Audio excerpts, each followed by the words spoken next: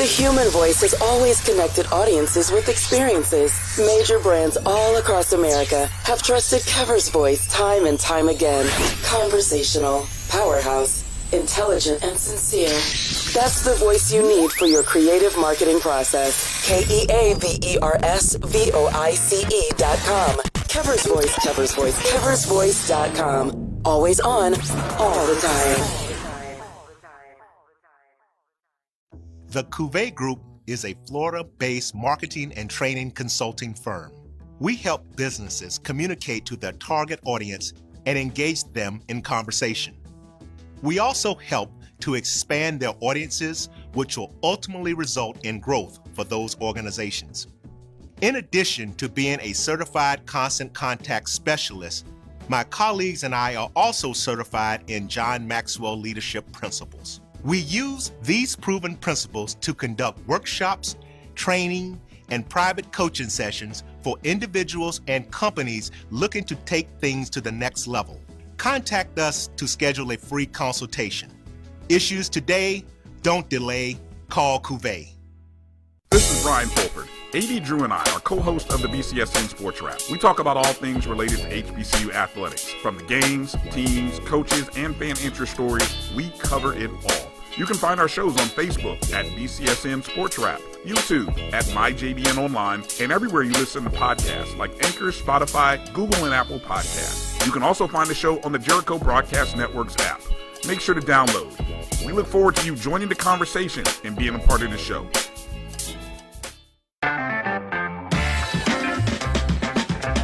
Your ad could be ran here. MyJBN.com/support. MyJBN.com/support for more information. Support the Black College Sports Network so we can continue to provide you coverage. Go to myjbn.com/support and be a part of the Black College Sports Network. They can follow their dreams.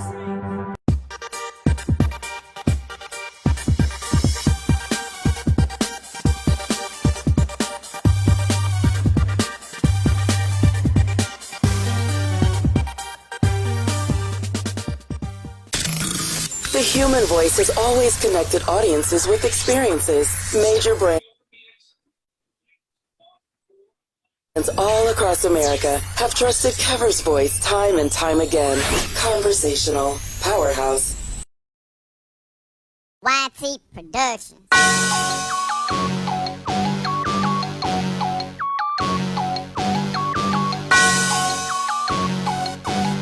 Yeah. I love my HBCU.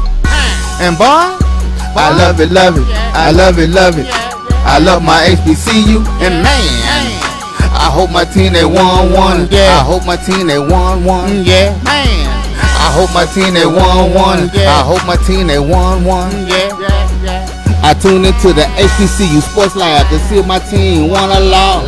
If they lost, I'm quiet as a mouse. But if they won, keep tab. I'ma do the dab, yeah.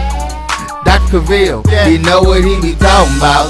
Mike and Charles, they know what they be talking about. They compress the analytic data with your hip hop. If you know them like I know them, they gon' tell you if your team, if they won or lost, and who the ball. So listen to Professor, yes sir, and pay attention, cause he gon' teach a lesson. And you gon' learn today, how your team they play, how they play, boy. You gon' learn today, how your team they play, how they play, yeah. We represent that SWAC, that MEAC, and let me say, what's up to Tennessee, stay. You tune into the HBCU Sports Lab with Dr. Cavil, Mike and Charles.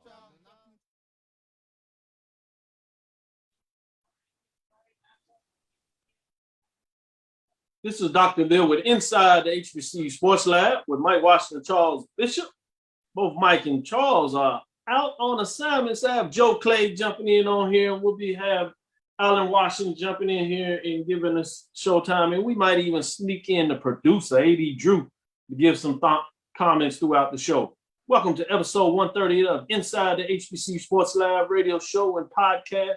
The show that's covering the sporty HBCU diaspora, all things HBCU sports, for institutions large and small, from NAIA to NCAA, We share insights and information on the HBCU sports culture, HBCU athletic aesthetics to facilitate the story of HBCU athletic programs in the business of HBCU sports. I'm your host, Dr. Kenyatta Cavil, along with my co-hosts Mike Washington and Charles Bishop. We are filming from our home studios and sending a signal live to our KCOH 1230 AM studios with Texas Radio Hall of Famer Robb Cooper in the beautiful home of Texas Southern University from Houston, Texas. With that said, let me jump straight to you, Joe Clay. How you doing today? I'm doing wonderful, man. I can't complain at all. I appreciate you having me on as a guest host, sitting in for Mike and Charles. You let me have too many of these opportunities. I'm gonna start feeling a little too comfortable for me. I like it. That's what it's supposed to do. Tell them what you really think. They're probably listening, so you're gonna make them a little nervous. With that said, let me jump right into it. You know, we like to give some of our followers some love and see what's going on and see what so many are thinking out there in terms of the background. And let me see what some of followers are saying today. Let me give a shout out before I get you on your thoughts and what do you like to discuss, because softball is hot and heavy, both in the SWAC and the MEAC. We give some updates on that, get a little bump in that a little bit. I'm representing today a little bit for Prairie View. I'm gonna give a shout out, first of all, to the men's baseball program. I teased this out Tuesday and told everybody that Prairie View looked like they're gonna be winning the Western Division. I'm not sure how that happened. Surprised a lot of folks, but kudos to the Prairie View A&M baseball program. They've come a long way in terms of program that wasn't looking too well in baseball, but they got it done and they check off that box as they won the Western Division. So they go in as the number one seed on the West Division. Then on the East Division, it's been over for a while. Jackson State goes in as number one seed. We'll jump in that a little bit as the number two seed is Grambling out of the West.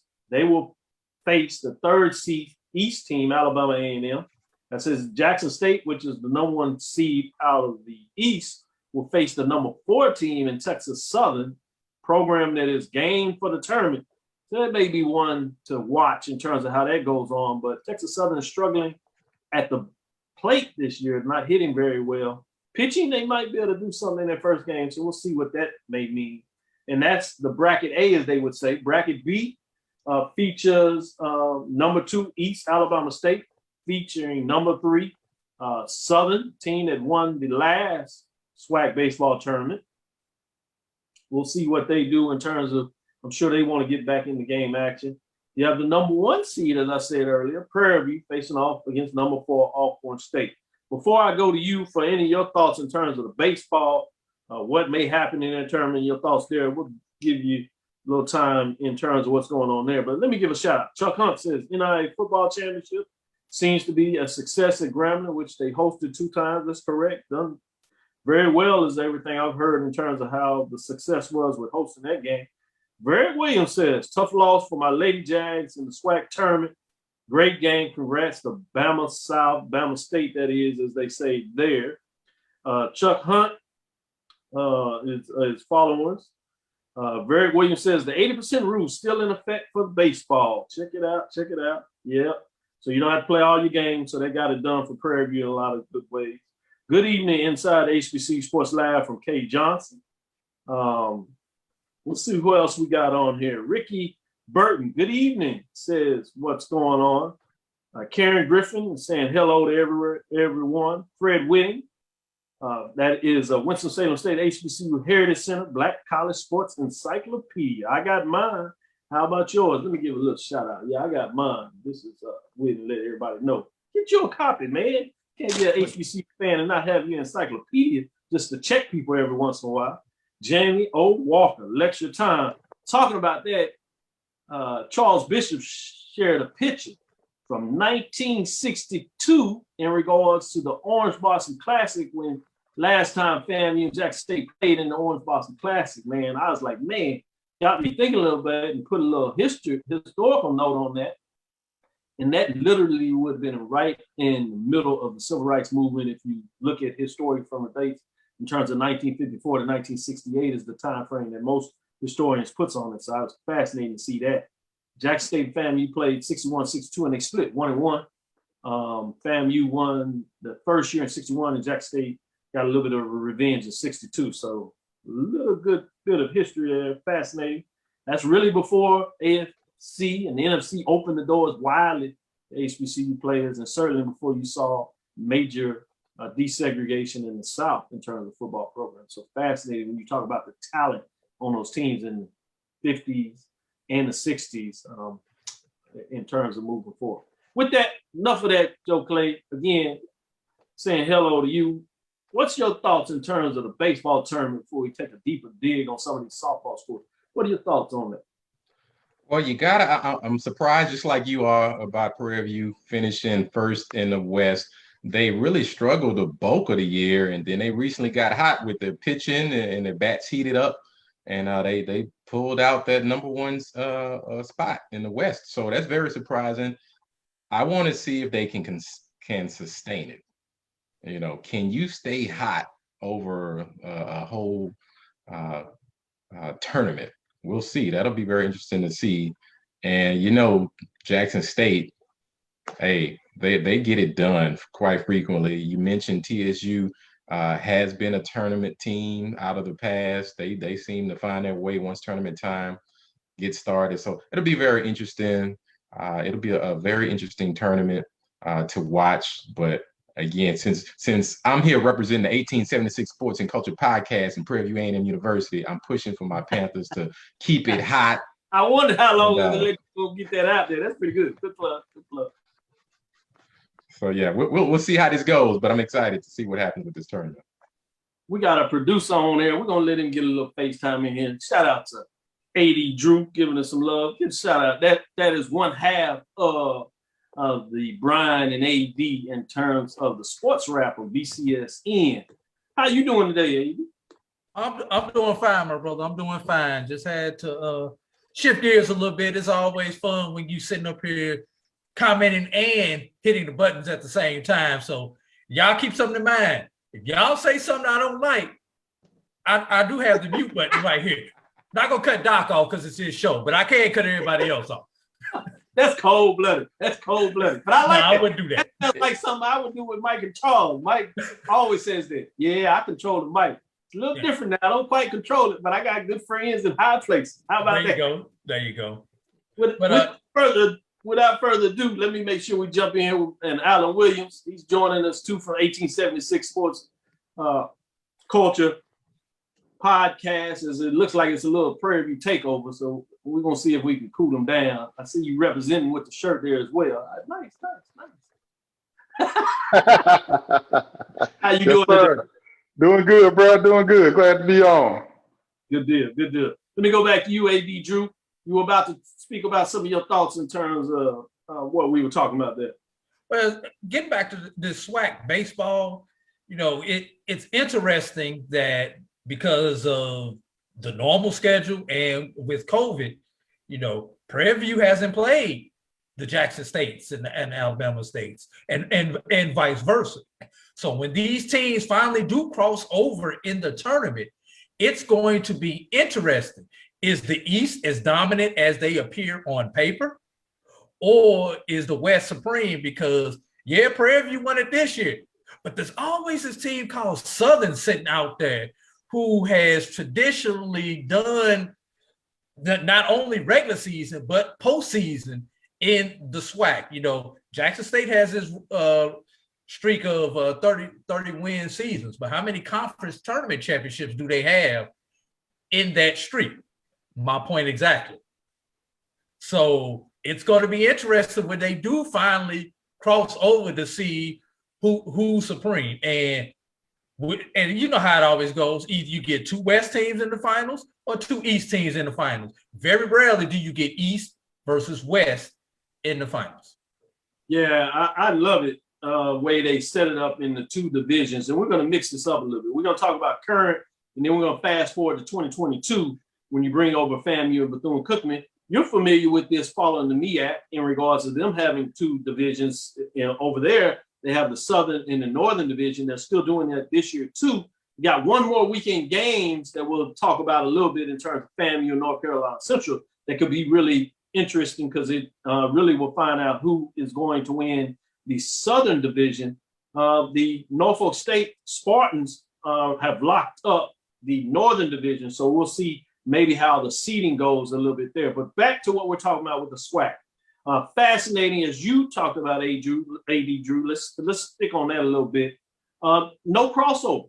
So you have some teams, Grambling and Jackson, play some midweek games where they'll cross over, but rarely do you see the teams from the outer sides in terms of the far east or the far west, in terms of Alabama or Texas.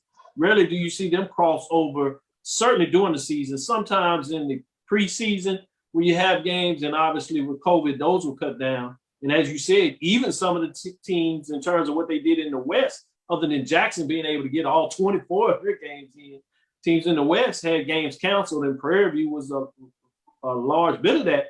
But talking about Prairie View, if you think about it, they did it the hard way, even though they didn't play all games, at least in terms of what they did in the last 3 series. They swept Southern, which was a Sunday, Monday type matchup where they played doubleheaders on Monday. They swept that. Then they came back and they had a home series against Arkansas Pine Bluff that was surging a little bit. They swept them. Then they come back and you're like, Grambling, okay, it's over.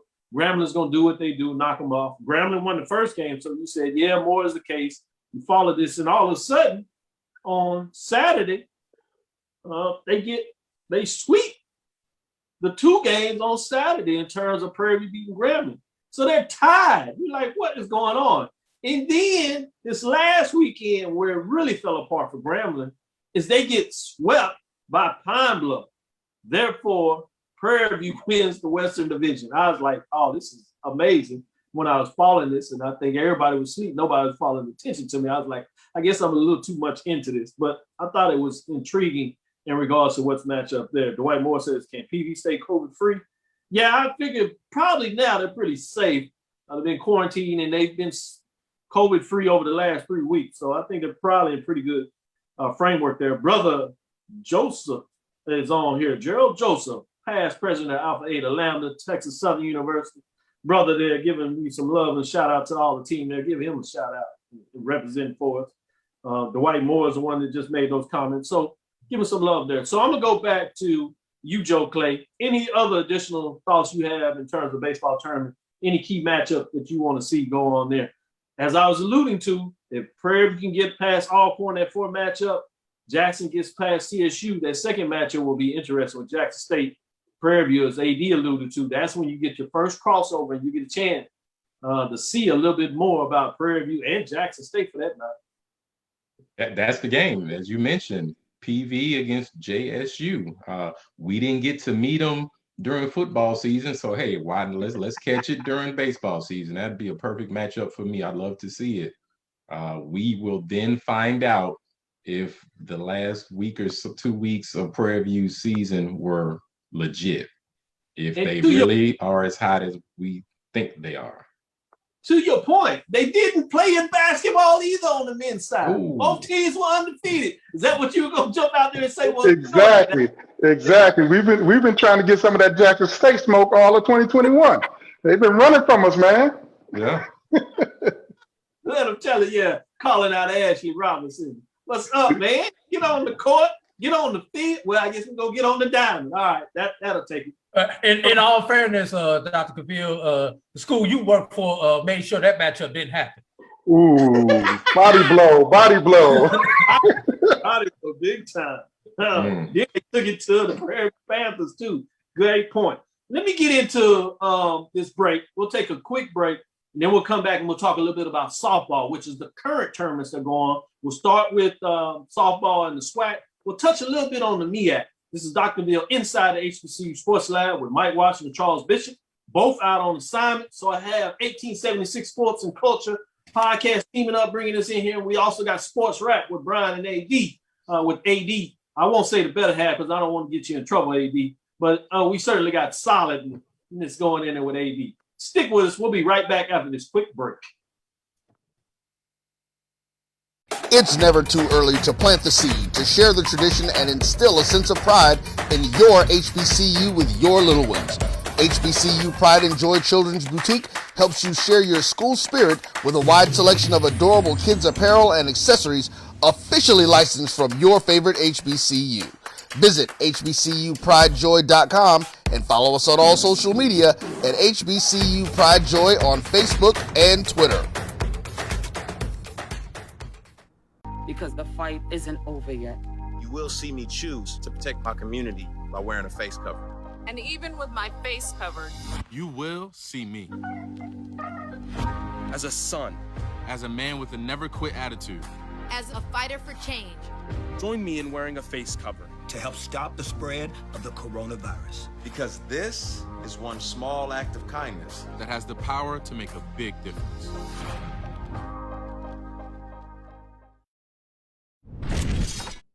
There's a shot. That might be. It could be. Right field. Grand slam. What a shot. That's how you get hot, young fella. Thank you, guys, for what you do for HBCU athletics. This is a fantastic avenue for all of us. This is our ESPN, so we love what you guys do, and all you guys at BCSN. We really appreciate what it is that you guys do for us. It's never too early. This is Dr. Cavil with Inside HBCU Sports Lab with Mike Washington, Charles Bishop. Mike Washington, Charles Bishop are out on assignment, or at least that's what we're going to tell you at this time. We have none other than the 1876 Sports and Culture team with us, or part of that team, Alan Williams, Joe Cleasy for a lot of folks that you know him out there. And then we got one half of the Sports Wrap team, BCSN AD, bringing in for Brian and AD of the Sports Wrap. With that, we told you we're going to chime in and give you a little bit of the updates about softball, starting with the SWAC. Before I do that, today's episode of Inside the HBCU Sports Lab is sponsored by THG Agency, LLC. THG Agency is a company that provides sporting and educational consulting and data analytics. With that, what I noticed that jumped out with me with the softball, when we talk about this West and East division, again, AD, I like the way you think, because that's what jumped out at me. First 4 matchups, the West jumped on the East, taking 3 out of 4. You had 2 matchups where you had the same divisions playing each other in regards to a Jackson State, Alabama A&M. Jackson State got the better of Alabama A&M again 4-2, and that's after they lost a first-round game to Southern, their rival. Big upset there for a lot of people, 4-3. You also had another matchup between the Western Division where Southern defeats Prairie View 7-5, giving Prairie View their first loss in the tournament, sending them to the elimination bracket, as this is a double elimination bracket. In that game, Southern won 7-5. But in terms of those first day matchups, as I told you, with the West taking 3 out of 4, that was the only East team that got a victory was a shutout with Alabama State defeating Grambling 11-0 in that first game of the day. Then you had Prairie View got off on the right foot, if you would, a white right cleat, I might say, in softball, defeating Alabama A&M 2-0. Then you had Texas Southern defeating Alcorn State 3-2 in a really close contest. Alcorn is playing some really close games, but getting it done in some way. And then, obviously, so that was 3 out of 4. Then you have the East with the big payback as they get it done these last series of games. First, Alcorn State sends Grambling home 2 in barbecue. As Alcorn State Braves go 8-2 defeating Grambling. And then you had Southern, Texas Southern losing to Alabama State 2-0, where you start to see the East getting a little bit of that payback, as I said. Then you had Texas Southern losing the elimination game to Alcorn State.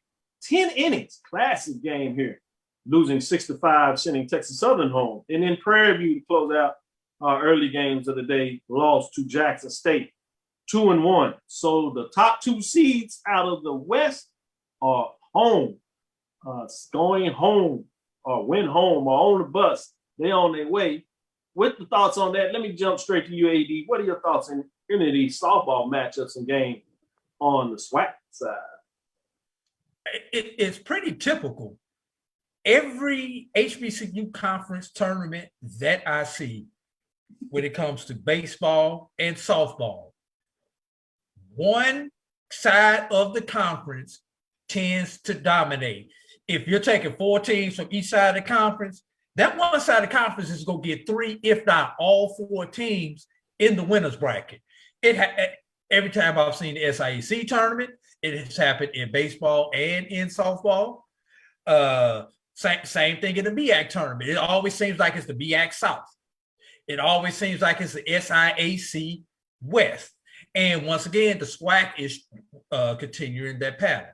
Unlike baseball, pitching is important, but not as important in softball as it is in baseball. Softball is more about timely hits and situational hits. We all know what softball is. You get a run on base, you steal second, you bunt over the third, and then you take your chance on getting them home. Who can do that the best and the most often? But I love girls softball, fast pitch softball. I'll just leave it there. Yeah, that's a great point. It is exciting. It is high energy, high intensity. Ladies in the dugout chanting. There's never a quiet moment in a softball game.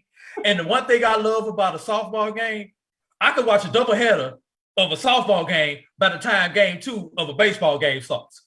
Yeah, that's true too. Yeah, it amazed me the first time I went out there and saw a couple of SWAC teams playing softball. I was like, man, what are they doing? They don't get quiet. They talking the whole game. It was amazing. Let me go straight to you. I see you smiling a little bit there, Alan. What are your thoughts? Any game that you wanted to look at particularly, or just general overall thoughts in terms of SWAC tournament thus far? Well, I got to tell you, as we speak, Alcorn is up on Jackson State 3-0 in the first. Ooh, so hot.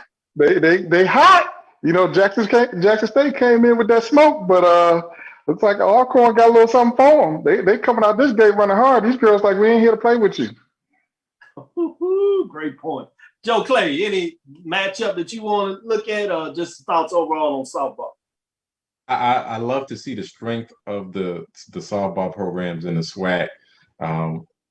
There are a lot. I know in the Texas area, in the Houston area, there are a lot of big time softball programs. So I'm really happy to see that some of those little league players and those high school players filter into the SWAC teams across the belt and infuse these schools with talent with softball. It is my middle daughter plays softball, and so they chant the whole game, man. If they play a tournament, it's chanting from Friday to Sunday till the tournament is over. And I see they take that to the college level as well. So they keep the fun in the game. It's exciting to see.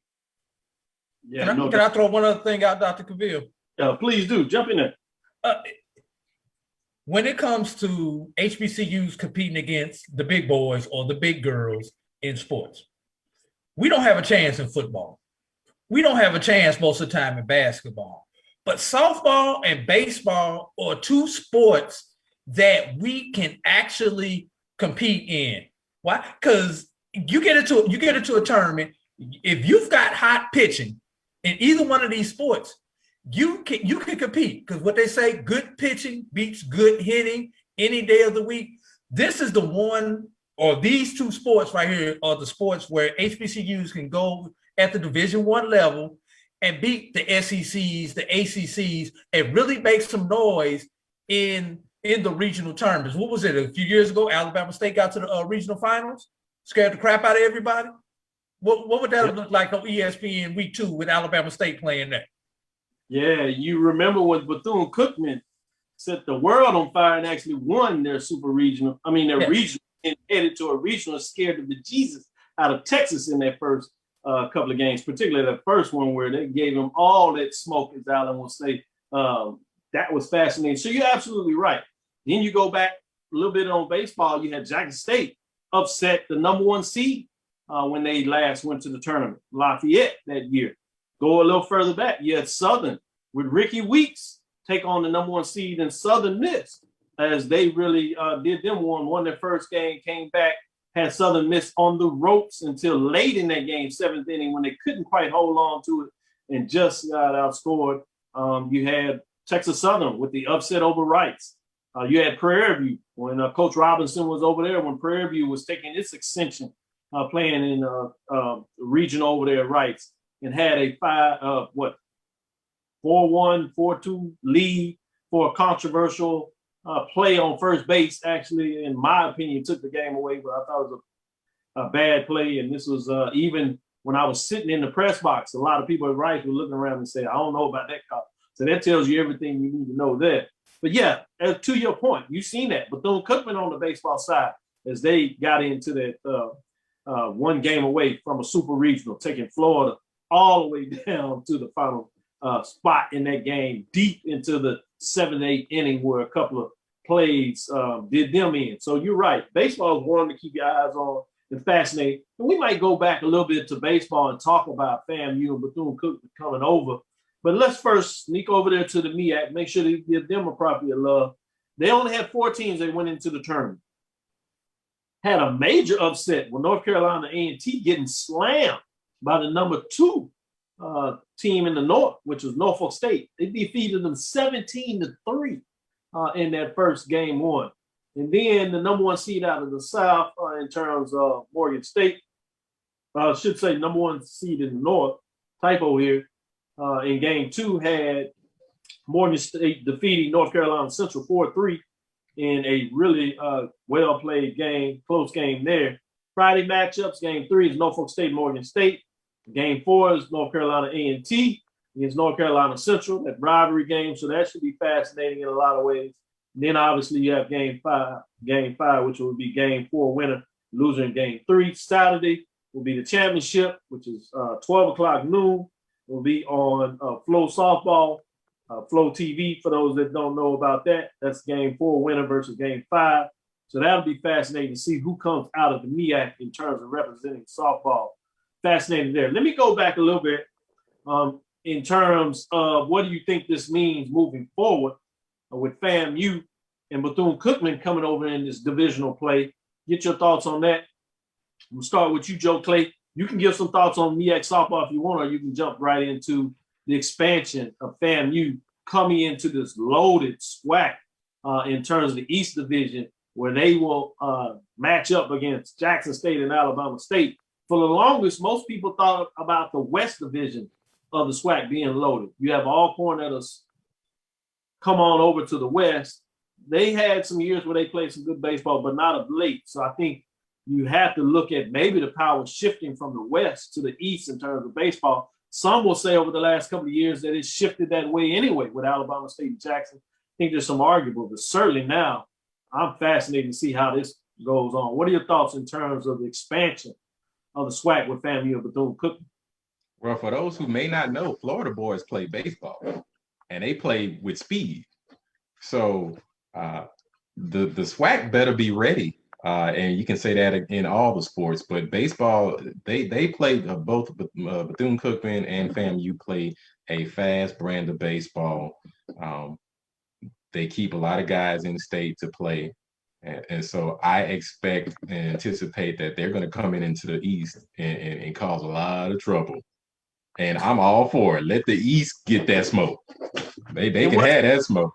Yeah, no doubt about it. What's interesting, over the last couple of years during the week, and you even had some series where Jackson State, particularly Alabama State, would play FAMU, and they've had some clashes matchup. You had the inaugural classic played at Atlanta with the Atlanta Braves sponsoring in terms of Grambling and FAMU playing in that game.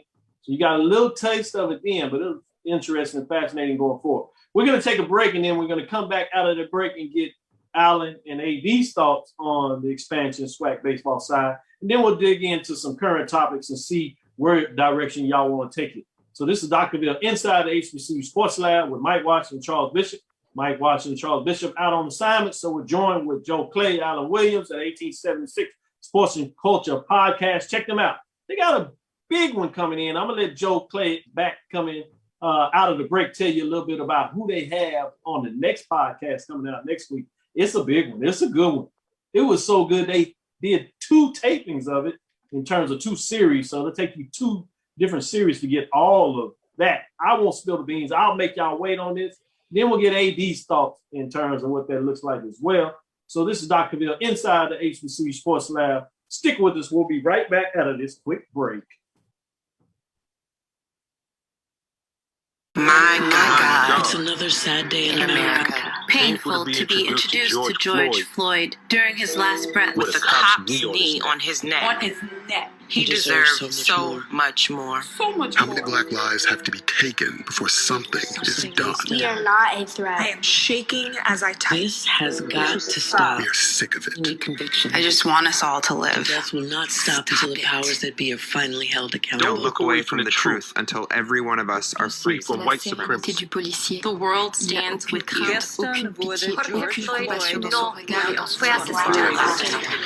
Criminalizing and killing of black and brown bodies is not new. It's as old as America. It's just getting filmed more. Do you know what it feels like to be hunted? To have a new hashtag for a dead black person every single day? How does one plan a life if they aren't sure they will have a life to plan? Trayvon Armstrong, Deborah Daniels, Megan Michelle Lee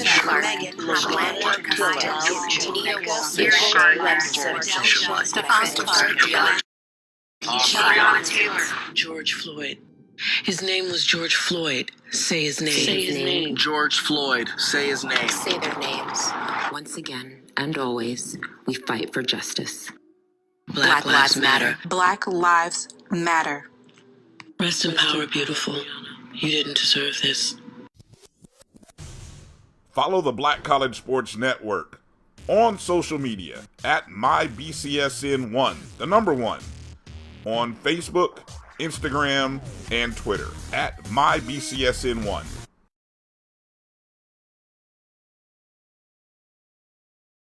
This is Dr. Cavil with Inside the HBCU Sports Lab with Mike Washington, Charles Bishop. We're back with the crew, 1876, Joe Clay and Alan Williams. I know I told you I'd let Joe spoil us with that announcement, but I'm going to go to Alan. I'm going to let him do it for us. Go ahead, Alan. Give us the announcement and then give us your thoughts in regards to the expansion of the SWAC with the baseball teams of FAMU and Bethune-Cookman. All right. Yeah, so coming up, really excited about this. Our last 2 episodes for this season with the 1876 Sports and Culture podcast. We've got an in-depth interview with President Dr. Ruth Simmons of Prairie View A&M University. You do not want to miss this. I mean, this content is content that you won't hear anywhere else. Trust me. It was so good, we split it into 2 episodes because it was too much for one sitting. Couldn't edit it out. Couldn't edit it out. No doubt about it. Yeah, y'all gotta go check that out. It really is a good one. With that, Alan, give me your thoughts in terms of the expansion of the SWAC in terms of baseball with FAMU and Bethune-Cookman. You can even sneak in a little bit of softball because they're gonna be good in that as well. Wow. Yeah, I think bringing those 2 powerhouse teams in is really gonna ignite the East. And with that realignment moving Jackson State over to the East, man, the East is going to be where it is when you talk baseball and even softball with Jackson State bringing that heat in both baseball and softball. It's going to be really exciting over in the East. And West, we're going to have some work to do because as we can see, Graham is just going through something right now. I don't know what it is, but it happened to him in football. I mean, every sport in 2021, they looking for a mulligan. So I feel sorry for Graham fam right now, but we'll get it together. You know, PV, all I know is we won the West. It ain't got to be pretty, you know. They say, you know, but what about the record? Hey, all I know is Golden State had 73 wins in 2015 and 16, and Cleveland Cavaliers won the championship. So. Hey, you can keep them wins. Give me that ring. No doubt about it. Let me give a shout out to Brother Herman Shelton. Says I think it's even in between the West and the East. Good thoughts there. AD Drew, what are your thoughts? And I heard you have a nice interview you want to drop a little shout out to as well. Go ahead. Yeah, earlier this week, Brian and I taped an interview with Harold Michael Harvey, famed author, Tuskegee alum, and baseball aficionado. And we may not split it up into 2 segments like you guys did, but it's a pretty lengthy interview. It's about an hour and a half long, so we haven't figured out how we're going to drop it yet. And we'll probably drop it early next week. probably on Monday since it's already Thursday. Don't like to really drop big stuff like that on Friday. You got to keep it short because people's attention spans are short over the weekend. Now, I know that's a smart move. Yeah, never drop it unless it's bad news. Then you may. Oh, the Friday news dump, the 4:00 news dump. We had a president who was famous for it. Ooh, did I say that out loud? My bad. I don't want to get censored on Facebook. Oh yeah. Well, he can't censor you now, but he will. He will push for you to be out. So, well, never mind. We won't say that. Y'all out here high side. Let's get back to this baseball thing. But actually, let's get back to all these spring type sports. Track, softball, MEAC. Put an asterisk by it. And I stole this from Brian Fulford. I know he's watching. Brian, I stole this from you. This is Brian Fulford original. Put an asterisk by it because no one from the state of Florida is competing in the MEAC in those sports. So you got to discount that automatically. No Bethune, no FAM. No FAM in softball, no FAM in track. No Bethune in softball, no Bethune in track. Where do all the athletes come from? The state of Florida. Florida got the speed. For those sports, you have to discount that in the MEAC. I'm sorry, it is what it is. Now. Oh wow. He ain't gonna let A&T leave out of here with nothing. A&T got to leave the SWAC empty-handed. No. AD said that out loud. I'm like, oh my goodness. Well, we'll tag this one. Yes, send tweets to AD Drew. That's all right, because I got an interview with Jamie coming up later on this week. So I know he's gonna get on me for saying that, and he's probably gonna get on Brian also. But let's look at baseball in the MEAC. We talk about coming over to the FAM and Bethune coming over to the SWAC. Let's see. The whole MEAC South is gone. Think about that. There is no more MEAC South in baseball. FAMU goes to the SWAC. Bethune goes to the SWAC. A&T to the Big South. North Carolina Central has been cut. That's crazy. Think about it. But what about Kentucky State coming? There you go. And Virginia State. We're talking about the current MEAC. The MEAC South is no more. It's like the old Norris division in the NHL. The Norris division, yes. It's Detroit and Chicago, and that was it. Exactly. Hey, but it's going to be real fun in the SWAC East. And I'm going to be honest with you. I think for the next couple of years, the champion is going to come out of the West because the teams in the East are going to be so good. They're going to beat up on each other so much. You got a Prairie View that came out of nowhere. Southern's going to come back. Southern may come back and do something this year. How long is Grambling going to be down? Let's be real. They'll be back. Exactly. But you got 3 teams in the East. All 6 teams 3 teams in the West. All 6 teams in the East are going to be good and good to great. You're going to have a team 3-4 games over 500 win in the East. They're going to beat up on each other. The champion for the next couple of years until the market corrects itself will probably come from the West in 22 and 23. Man, I'm still over here stumped because you just said that about softball and track and field. We're going to get into a little more bit of the track and field with A&T.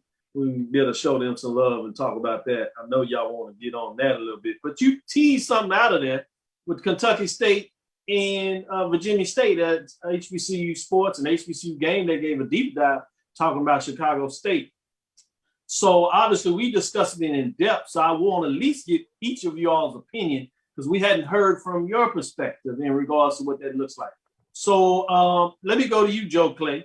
Kentucky State, Virginia State, in terms of the MEAC expansion, do you think it makes sense? Are you with it? It does create that Norfolk State, Virginia rivalry on the Division I level. Kentucky State, interesting. Both of them have baseball, as you said, so it saves the MEAC in terms of baseball. As you just talked about those teams disappearing from the MEAC South. We didn't even talk about Savannah State going back 2 years ago. So it's literally dissipated and there is no such thing as a MEAC South in baseball as we once knew it. So fascinating there. But with that, getting back to Kentucky State, Virginia State, Joe Clay, what's your thought? I'm excited for the MEAC. I hope it happens. We need the MEAC. HBCU sports needs a strong MEAC.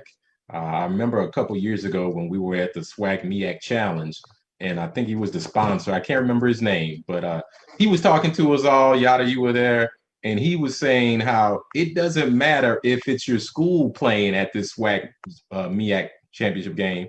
It's a HBCU, and we all need to be there to support it because it makes us all stronger.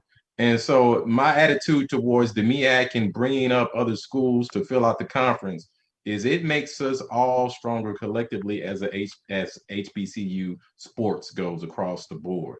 I want the MEAC. We need the MEAC to rebuild itself and become strong again. And if that, with other schools leaving, and it opens the door for your Kentucky States and Virginia States, then more power to them. I hope they can make the move. I hope the move makes financial sense for them. I hope they can build their programs up to be able to make that jump from D2 to D1. I know it's a big deal. It's a big task financially and competition-wise, because that will require them to bump up their recruiting to a whole nother level.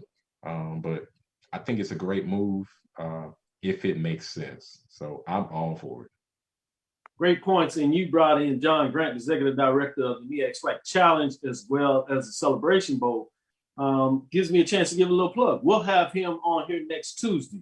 I wonder if he'll be bringing some news. We'll find out in terms of that, just touching on that a little bit. With that being said, Alan Williams, jump in here. What are your thoughts in terms of Kentucky State, Virginia State? Like it, love it, hate it? Where are you going with that? I like the concept. I think the challenge is going to be, stepping up from that D2 to D1. There's a significant increase in budgets that's going to be required in order to try to fund those scholarships. One problem that even our current D1 schools in the SWAC have is many of the sports outside of football and basketball are not fully funded. So, and then you bring a Kentucky State where now you've got to travel to the states of South Carolina, North Carolina, the DC area, Maryland. That is there is no easy way to get there. You can't just say, well, let's just hop on the bus, because some of those are 16, 17-hour bus rides. You got to fly. And, being going from D2 to D1, you're not flying private. You flying out of Lexington or you flying out of Louisville.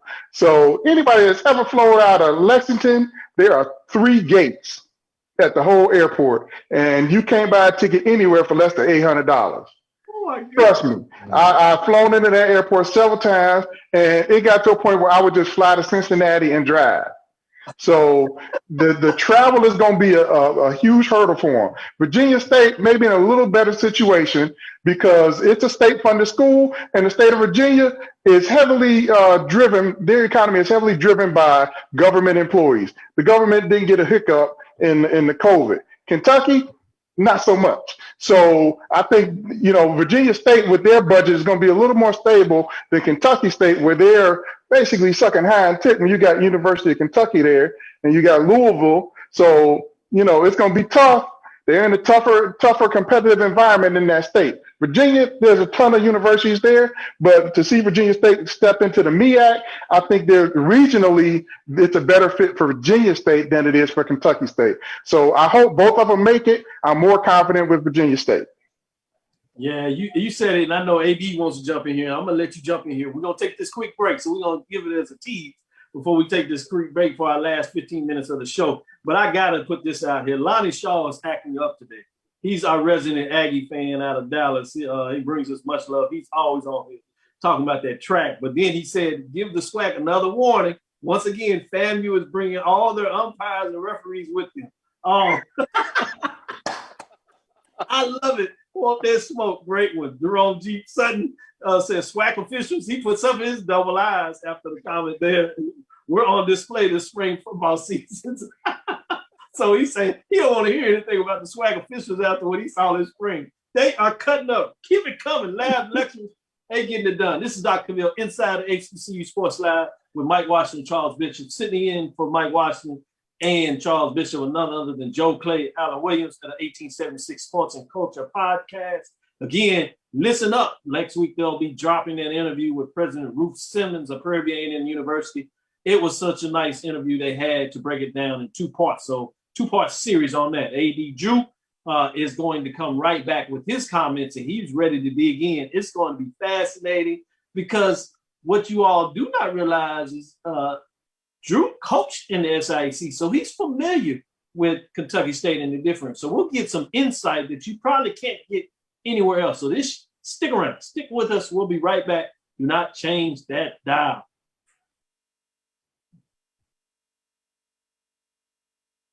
Have you had your Earth Blend coffee today? At Earth Blend Coffee, we take pride in offering you the very best of beans across the world, blended and roasted to perfection, giving you superior quality and satisfying and flavorful taste. Experience the world in 1 cup with Earth Blend Coffee.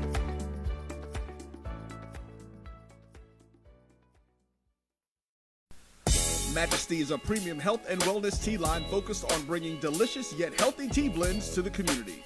Filled with an abundance of vitamins and antioxidants, we work to blend teas with exotic spices and fruits to produce scrumptious and wholesome beverages. So check us out at mymajesties.com. That's MyMajesties.com. My Majesties, an Urban Passport member.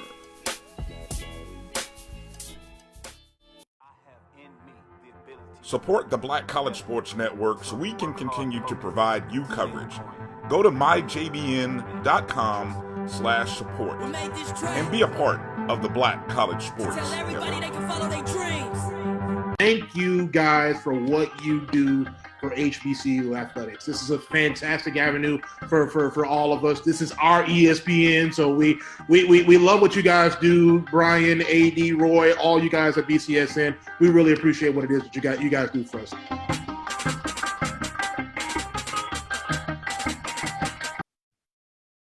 This is Dr. Cavil inside the HBCU Sports Lab with Mike Washington, Charles Bishop, sitting in for Mike Washington, Charles Bishop, as they're out on assignment or they're doing whatever. You know how that is. You know that team, they might be trying to figure out some rules of engagement. Well, who knows?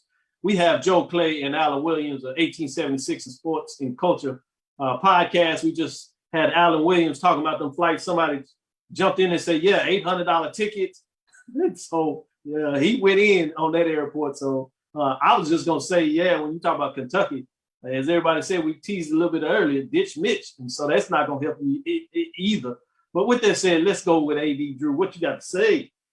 First of all, when it comes to travel from Kentucky to the SIAC West, have you really looked at the distance for some of these teams in the SIAC West?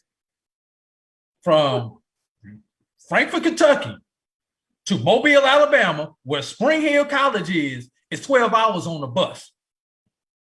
The furthest team in the new MEAC, which would be actually Delaware State from Frankfort, Kentucky, is 10 and a half hours on the bus.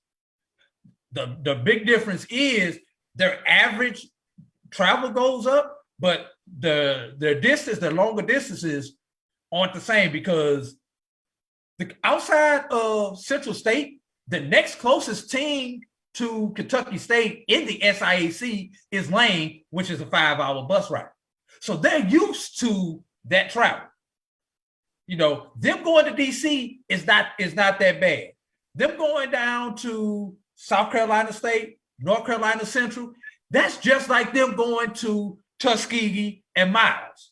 So there really isn't that much of a difference when it comes to travel for Kentucky State.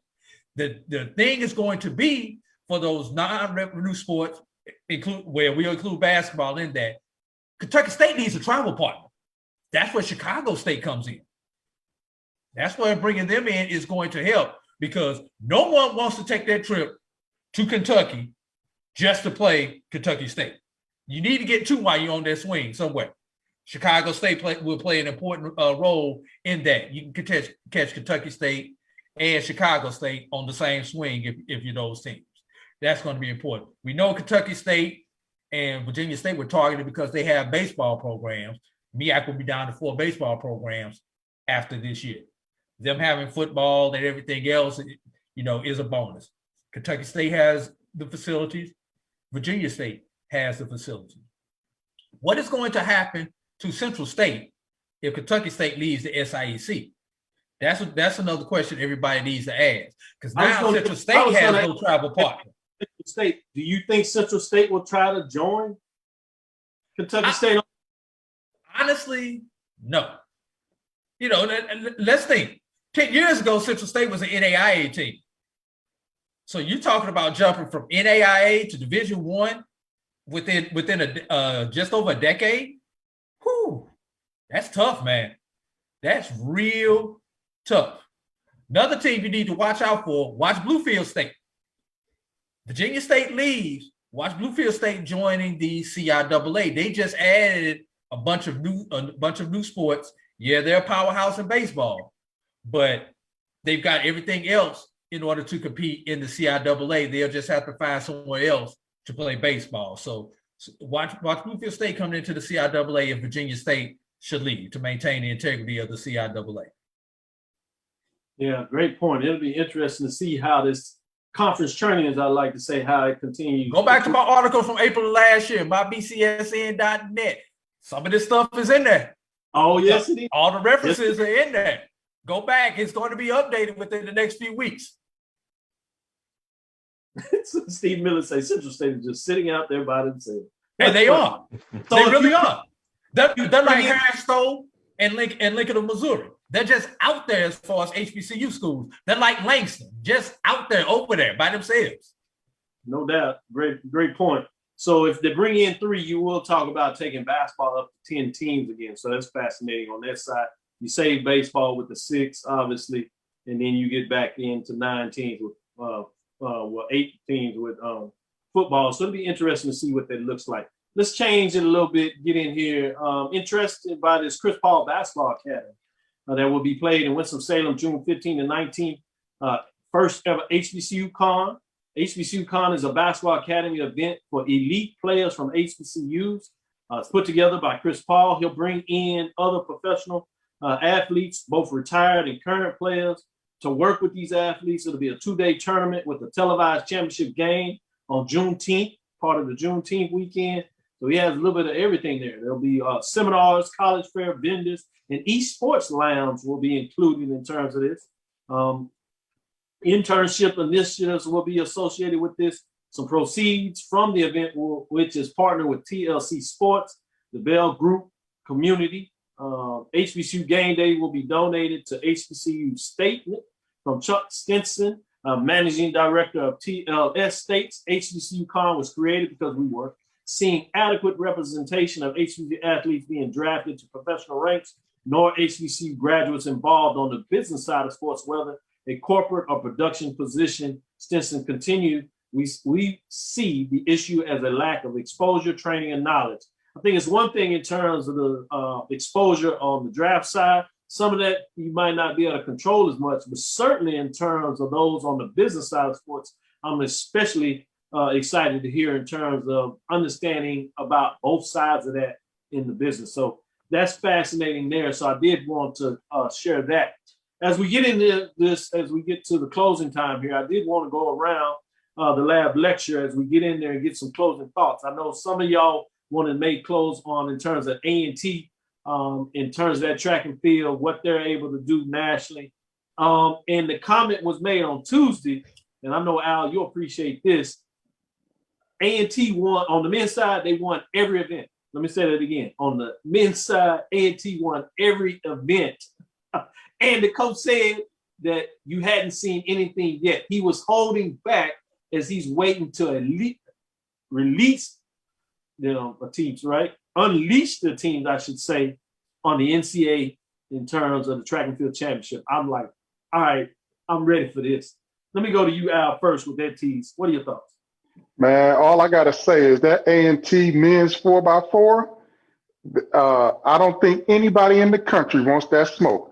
They ran a 3-minute .23 That's bananas. If you got, I don't think in Eugene, Oregon, when they line up, whoever's running that anchor and they see Trevor Stewart over there about to run that anchor for A&T, you might see some folks pull up with that fake hamstring, like, no, coach, put that Pentecostal finger up, like, pull me out, coach, because I don't think anybody wants any of that smoke as they advance over here to Oregon, man, in June. Oh man, that's perfect. Let me go to you, Joe Clint. Any final thoughts that you want to share? Any direction you want to take? First, I want to take a step right back to Chris Paul. You talk about an advocate for HBCUs. Chris Paul is a true advocate, man, for Winston-Salem. He is putting them he's doing everything he can. He's putting them on his back, and he's going to carry them to wherever it is that they want to go. So I just want to give a shout out to Chris Paul. I love what he's doing. I'm always hesitant to give A&T any love because I'm salty that they leaving. I just hate it. I hate they leaving us for the other man's conference, and so I ain't giving them no love, but I'm envious of their program. That's all. I feel you. I understand. With that, AD Drew, any final comments before you do that? I did want to throw out there the HBCU Hoops Phenom Maker to star in new docuseries Big Man on Campus from theroot.com. 5-star basketball recruit. Maker made headlines last summer when he passed on offers from Kentucky, UCLA, and other powerhouse schools in order to commit to Howard University. And as he continues on his quest to make the HBCU movement real so that others will follow, end quote. We'll be fortunate enough to join him on his journey. Apple TV Plus has greenlit Big Man on Campus, a new docuseries that will share his coming of age story as he navigates the triumphs and tribulations of his freshman year at Howard University against the backdrop of Black Lives Matter movement and the ongoing global pandemic. Should be fascinating to see what's going on there. I did want to share that. I'm sure there are a lot of people. I thought that was a big deal in terms of what that looks like. AD Drew, any final thoughts from you? Just want to shift gears a little bit. Going back to baseball, in the Mountain East Conference, Division II, West Virginia State went into that conference as the #1 seed.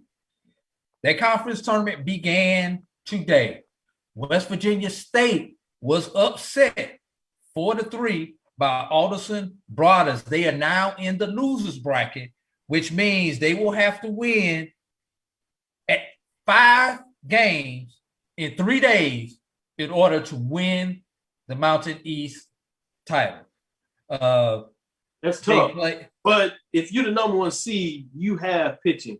So if anybody can do it as a #1 seed, we'll see if they can do it. But you're right, that's going to be a tough road. And I haven't had a chance to watch it. Just looking at the stats, stat lines were pretty even. They just outscored in the middle innings. I mean, 4-3 ball game. What more can you ask for? You're in the ball game the whole time. That's right. No errors, very few walks. So just looking at the raw stats, it was a competitive ball game without big mistakes. Just obviously one team had a timely hit versus the other team. They play tomorrow at noon Eastern versus Wheeling, who lost to Concord 15-1 today. So in theory, West Virginia State should get to the weekend. And you can go to mountaineast.org to follow them because they are the lone small school baseball team that we have remaining playing baseball right now. So I'm pulling for those Yellow Jackets, man. You know, both my parents graduated West Virginia State. My granddaddy did too. My dad's actually in that West Virginia State Hall of Fame. So let's go Yellow Jackets. Pull this off, baby. Man, nice that you got that plug in. I like that. Last update we'll give you. Alcorn State still showing that smoke. They're leading 3-1, top of the fourth. 2-2 count just popped up by the Braves. So Tigers record their first out, but it is 3-1. Alcorn State Braves leading Jackson State. Should be interesting to see how this goes down.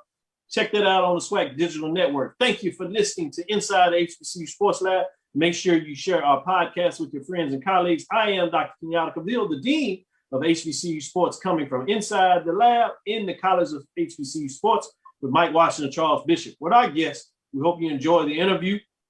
in terms of just our thoughts today, bringing in our guests, Joe Clay and Alan Williams from 1876 Sports and Culture Podcast, as well.